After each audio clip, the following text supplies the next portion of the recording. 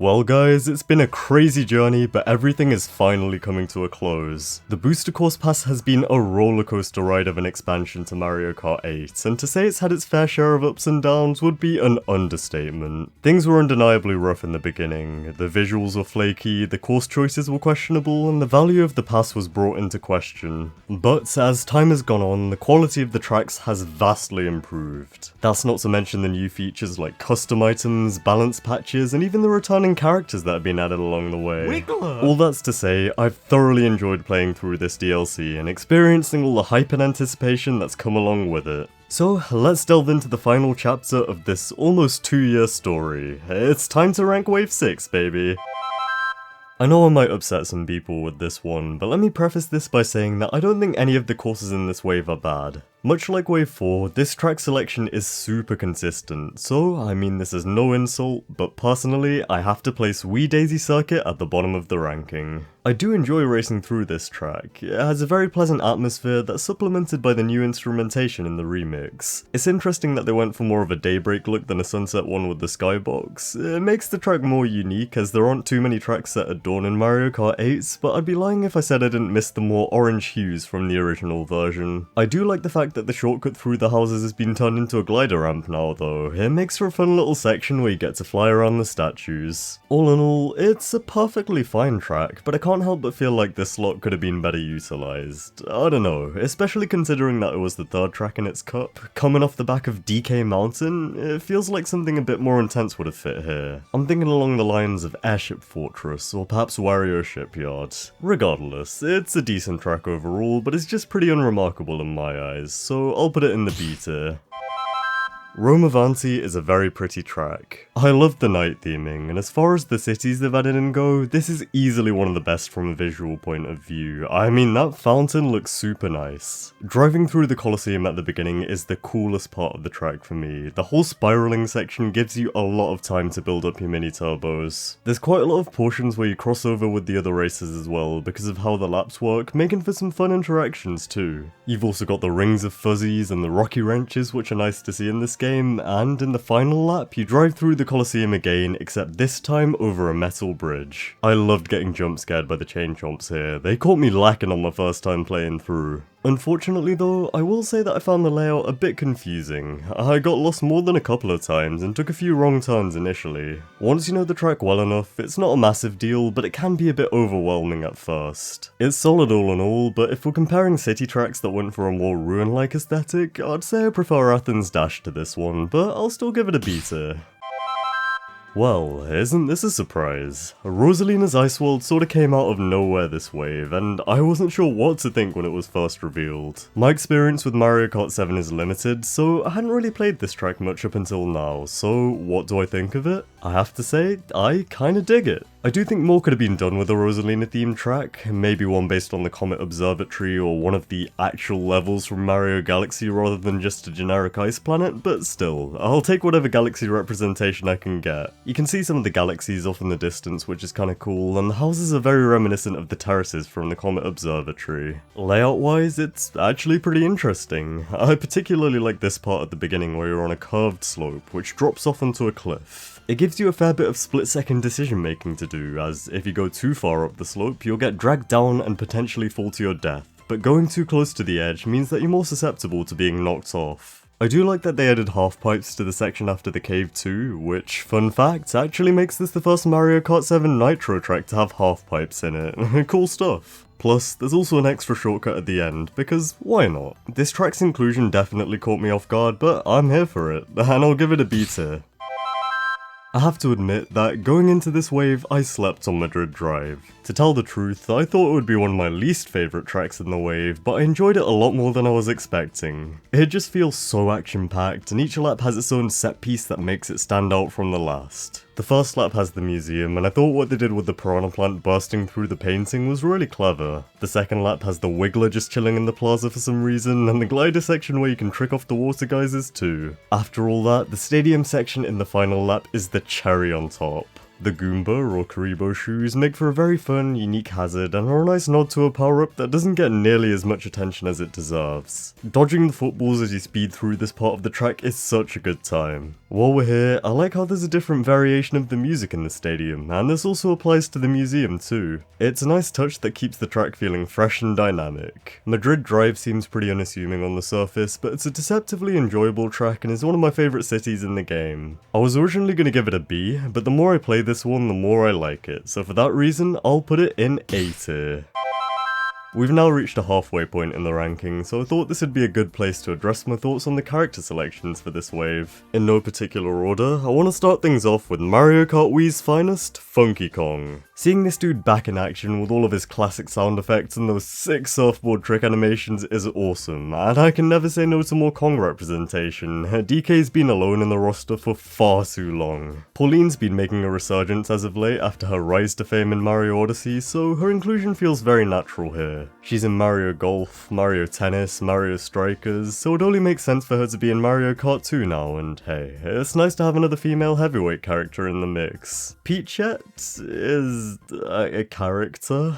I do think it's a bit of a shame that she took up this slot over the other options from Mario Kart Tour, like Dixie Kong, Nabbit, Hammer Bro, or the GOAT's King Bob-omb. Still, it's hard to complain when you look at the rest of the lineup that they added in the Booster Course Pass. So many fan favourites have made it back in, and speaking of which, last but certainly not least, I am very happy to say that the man, the myth, the legend, Diddy Kong is back again, and about time too. I cannot believe that it's taken 9 years for him to be put in the game, but it feels so good to have my main back at long last. It's hard to believe that he was snubbed from Mario Kart 8 on the Wii U in favour of Pink Gold Peach and Baby Rosalina, and didn't even make the cut for the DLC of that game either. Then, when 8 Deluxe brought back the likes of King Boo, Bowser Jr. and Dry Bones, my boy was still left out, and this whole time he's definitely felt like the most glaring omission from the character selection. With his inclusion, it feels like Mario Kart 8's roster is finally complete. Anyways, that's enough gushing about Diddy Kong, let's get back to the ranking.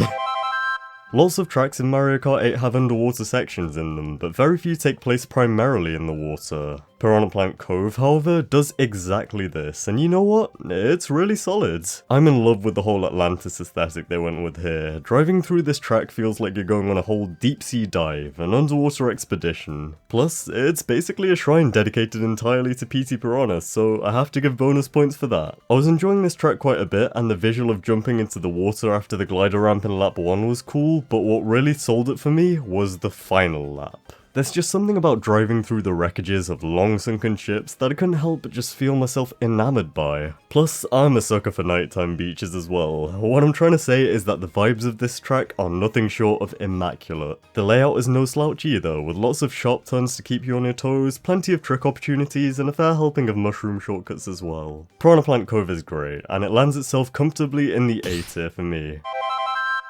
Well, colour me impressed. They actually gave a SNES track a fully fledged remake. This is the first time in Mario Kart history that a SNES Bowser's Castle has been brought back as a retro track, and boy does it deliver. First of all, this has to be one of, if not the most visually impressive track that the Booster Course Pass has to offer. The lava looks stunning, the bricks and pillars are super well textured, and even the thwomps are hyper-realistic for some reason. What I like most about this track is its intensity. From the 90-degree turns, to the lava geysers you have to dodge, to even the bone piranha plants, it feels like there's always something you have to look out for. The part where you can choose to drive on the ground or on top of the narrow walls is a blast too, because let me tell you, those walls are super hard to stay on, but my favourite section has to be the tilted anti-gravity part that they added in. It's still wild to me that we now have a SNES track with an anti-gravity section, but the implementation is perfect. Tricking off the ramps and weaving between the lanes is so satisfying. It's crazy that it took this long for a second Bowser's Castle to be added to the game, but this one fills the void perfectly.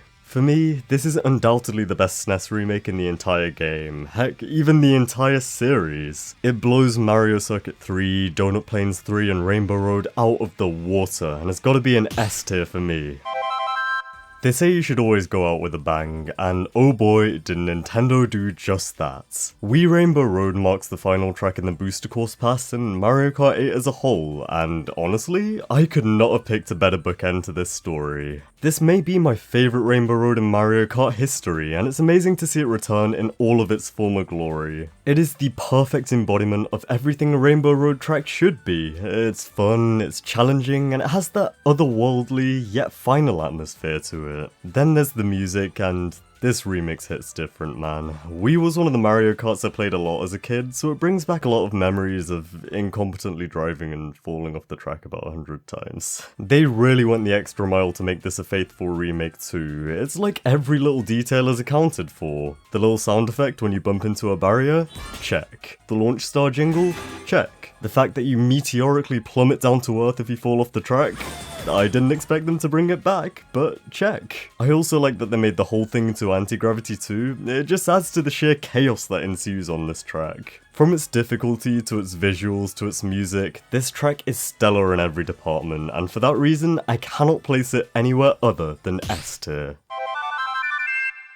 They really can't help themselves, can they? The Double Dash tracks in Wave 4 and 5 both received banger remakes, and I'm happy to say that DK Mountain continues this trend. I couldn't not put this at number 1, dude. This is my favourite course in all of Mario Kart, so this placement was pretty much a given. This track is an adventure from start to finish. It's home to the first ever barrel cannon in the series, and the spectacle of shooting out of it into the face of the volcano never gets old for me. I also like that the face actually looks like a natural, coincidentally shaped rock formation now, rather than a cartoonishly drawn face. It looks a lot more imposing that way. The descent down the mountain is as exhilarating as ever, with all the boulders you have to dodge, and what I particularly like is that rather than having the wooden ramps to trick off like in Wii, the ramps are now seamlessly integrated into the mountainside. It's a small change, but I'm a big fan. The 180-degree turn is as difficult as ever, and following that is the gap cut, which I'm happy to say is still possible here. They also added in a more difficult shortcut across the side of the mountain, but you feel like a boss every time you pull it off. And of course, who could forget the infamous DK Mountain Bridge? I'm so glad that they kept this in rather than replacing it with a glider section. The lack of guardrails combined with the narrow space means that things can get so messy here. It's only a matter of time before someone replicates the Daisy getting Mario Karted clip in this version now. Oh, and the trees with faces are back too, which just makes me happy. There aren't too many changes here, but there really didn't need to be. They added a couple of barrels which make for some nice hazards along the way, but aside from that, this is DK Mountain as you know it. Such a timeless track. Of course it's an S, no surprises there.